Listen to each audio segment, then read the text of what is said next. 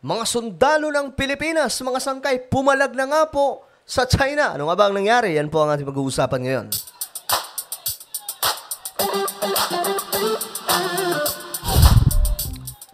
So magandang oras po sa lahat ng ating mga kababayan, sa lahat po ng solid sangkay na nanunood ngayon. Maraming salamat po sa inyong lahat. At bago po tayo magsimula, mga sangkay, paki-subscribe po muna yung ating channel. Sa baba po ng video na to, may makikita po kayong subscribe button. Pindutin nyo lamang po yan, tapos i-click nyo yung bell at i-click nyo po yung all. Ulitin ko, i-click nyo po yung subscribe button na makikita sa ibaba.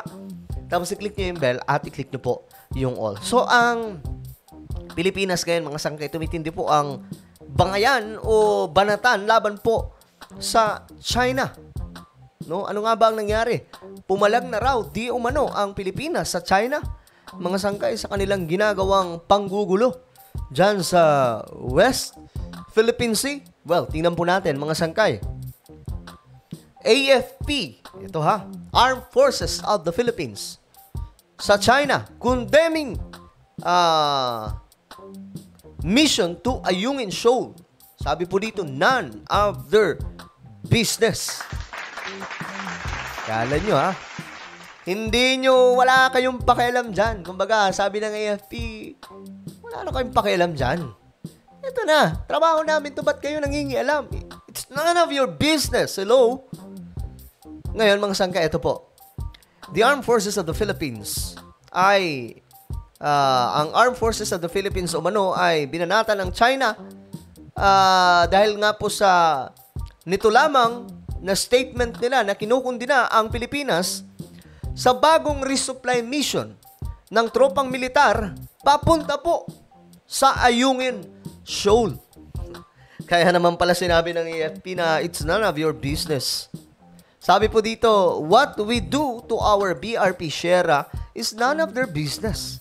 And they should not interfere.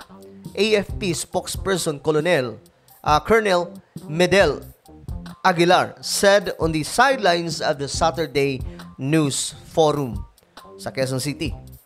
Ayun, pumalag ng mga sangkay. Kasi tama lang din po talaga na pumalag ang Pilipinas. Na hindi po tayo babasta-bastahin. Kasi kapag hindi po ginawa rin ito ng Pilipinas, baka lumawak mga sangkay, baka mamaya pati Palawan kanila na. Okay, the AFP spokesperson made the statement after China condemned a mission by 4 Philippine ships to resupply Filipino troops in Ayungin Shoal, claiming the vessels had entered its waters in the Spratly Islands without its permission. Loko-loko din tong China no? I-claim nila na wala daw pong permission ang Pilipinas. Kailangan pa ba? Kanila ba yan?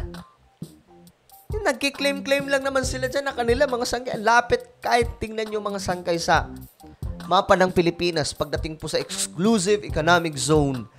Talagang dikit na po yan ng Pilipinas. Napaka-imposible maging sa China ang mga yan. Ay nako, China, ano na?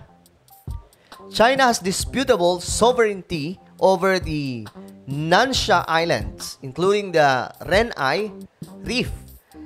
Okay? Masan guys, so ito po yung mga dyan po sa West Philippine Sea.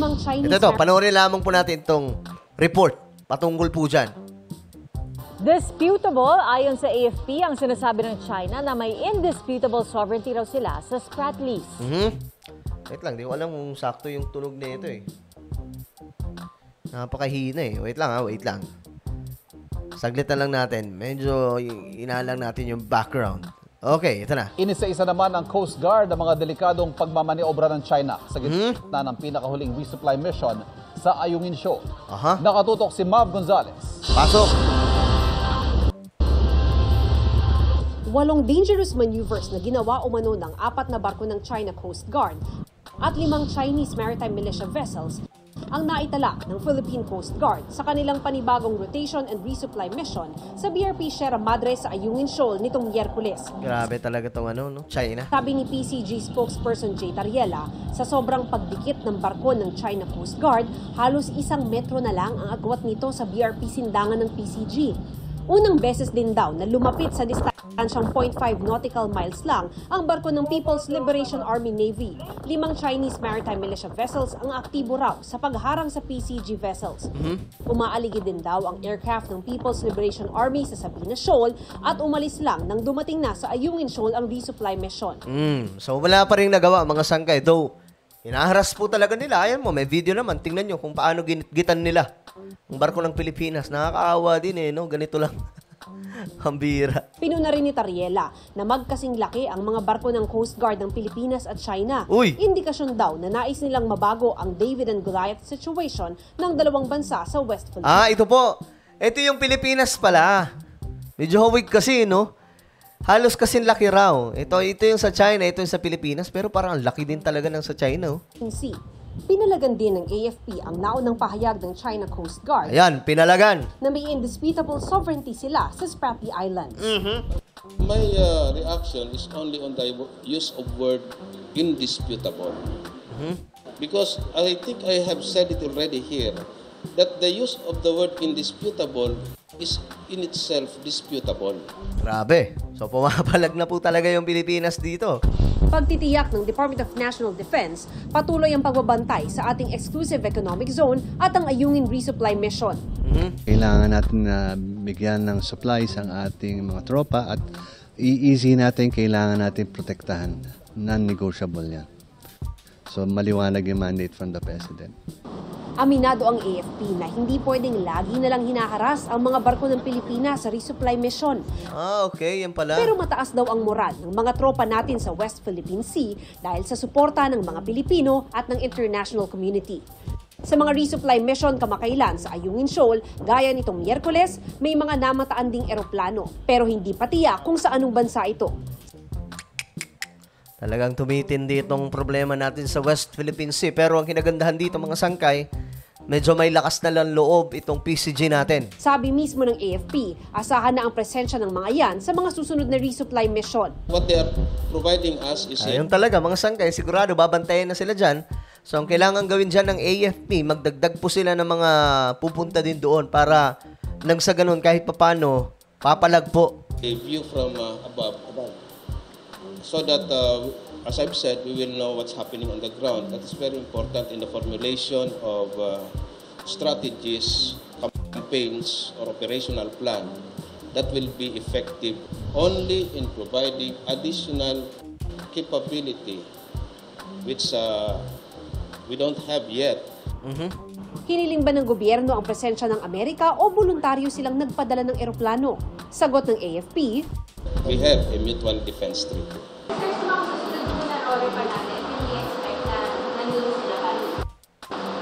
Yes, we can expect that because I think that is also important. para sa GMA Integrated News.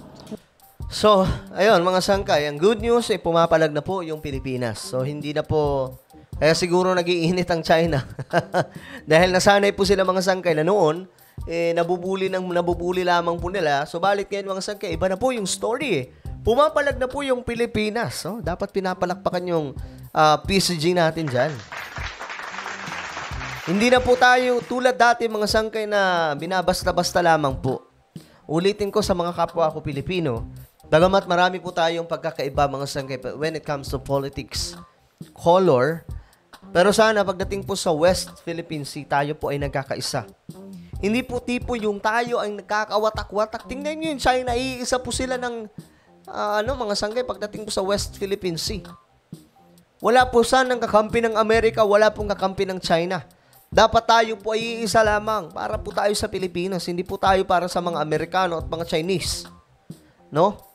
Dahil ang mga yan, mga sangkay, malamang gusto lang din makinabang sa ating bansa. Yun lamang po talaga yung pakay ng mga yan. So, ano po ang inyong opinion mga sangkay sa pagpalag na ngayon ng Armed Forces of the Philippines laban po sa China? Just comment down below. And now guys, please subscribe. Hanapin nyo po ito sa YouTube, itong bago kong YouTube channel, Sangkay Revelation. Kapag nakita nyo na, i-click nyo yung subscribe, i-click ang bell, at i-click nyo po yung all. So ako na po yung magpapaalam hanggang sa muli. This is me, Sangkay Janjan. Palagi nyo pong tatandaan that Jesus loves you. God bless everyone.